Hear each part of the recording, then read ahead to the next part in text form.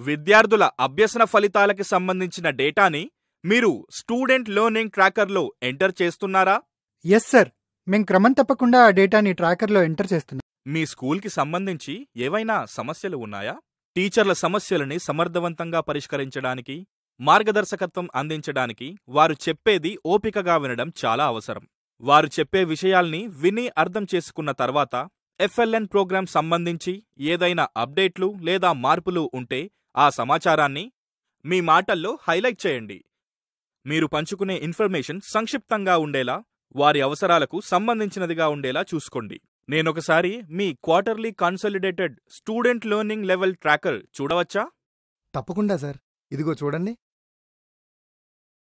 ఏదైనా తరగతి యొక్క అభ్యసన ఫలితాల గురించి మీరు ప్రత్యేకంగా చెప్పాలనుకుంటే ఆ క్లాస్ టీచర్ ఎవరో కనుక్కుని వారితో ఆ తరగతి విద్యార్థుల అభ్యసన ఫలితాల గురించి చర్చించి తగు సూచనలు చేయండి.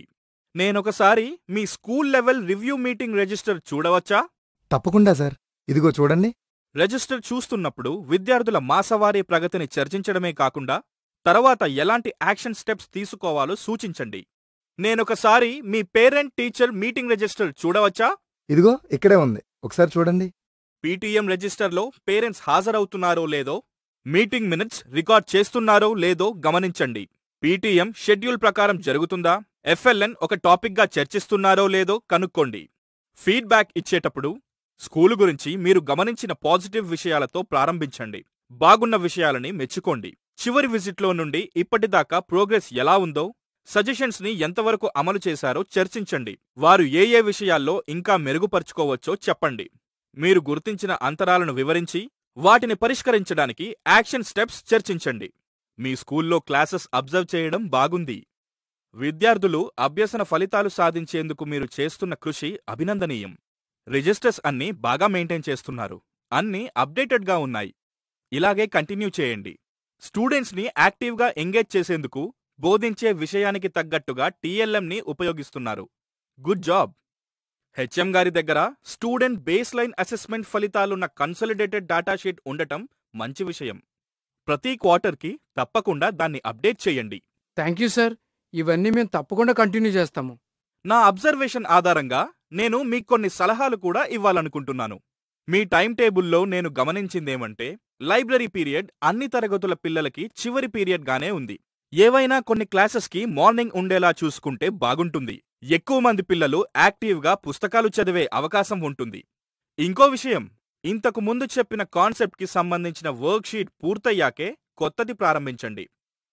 దానివల్ల విద్యార్థులు ముందు నేర్చుకున్న కాన్సెప్ట్ సరిగ్గా నేర్చుకుని దాని ప్రాక్టీస్ చేయడం పూర్తయ్యాకే కొత్త కాన్సెప్ట్కి వెళ్తారు. ప్రాక్టీస్ వల్ల అవగాహన బలపడుతుంది. ఆ విషయం మీకు తెలుసు. మీ సజెషన్స్ని తప్పకుండా మనసులో ఉంచుకుంటాం సార్. ఒకసారి ఆ AGR అందుకోండి. నా ఫీడ్బ్యాక్ రాతపూర్వకంగా కూడా రికార్డ్ చేయాలనుకుంటున్నాను. AGRలో మీ స్పందన రాస్తున్నప్పుడు విద్యార్థుల, టీచర్ల యాక్చువల్ స్ట్రెంగ్త్ మరియు ఆ రోజు హాజరు, text books, student work books, teacher hand books సరిపోను అందుబాటులో ఉన్నదీ లేనిది, MGML ఉన్నదీ లేనిది గమనించి ఆ వివరాలు తప్పక నోట్ చేయండి. మీరు స్కూల్లో, క్లాస్ రూమ్ అబ్జర్వేషన్లో గమనించిన బెస్ట్ ప్రాక్టీసెస్ గురించి రాయండి. FLN అమలులో మీరు గమనించిన అంతరాలని ఎలా మెరుగుపరుచుకోవచ్చనే సూచనలని టీచర్లకి అర్థమయ్యేలా వివరంగా రాయండి. మీ సజెషన్స్ స్పెసిఫిక్గా యాక్షన్ స్టెప్స్, టైమ్ లైన్స్ వివరాలు స్పష్టంగా ఉండేలా చూసుకోండి. మీ స్కూల్ విజిట్ పూర్తయిన తర్వాత మీ అబ్జర్వేషన్ వివరాలని తెలంగాణ స్కూల్ ఎడ్యుకేషన్ యాప్లో ఎంటర్ చేయండి. అకాడమిక్ గైడెన్స్ రిజిస్టర్లో మీరు రాసిన ఫీడ్బ్యాక్ని ఒక ఫోటో తీసి తెలంగాణ స్కూల్ ఎడ్యుకేషన్ యాప్లోకి అప్లోడ్ చేయండి.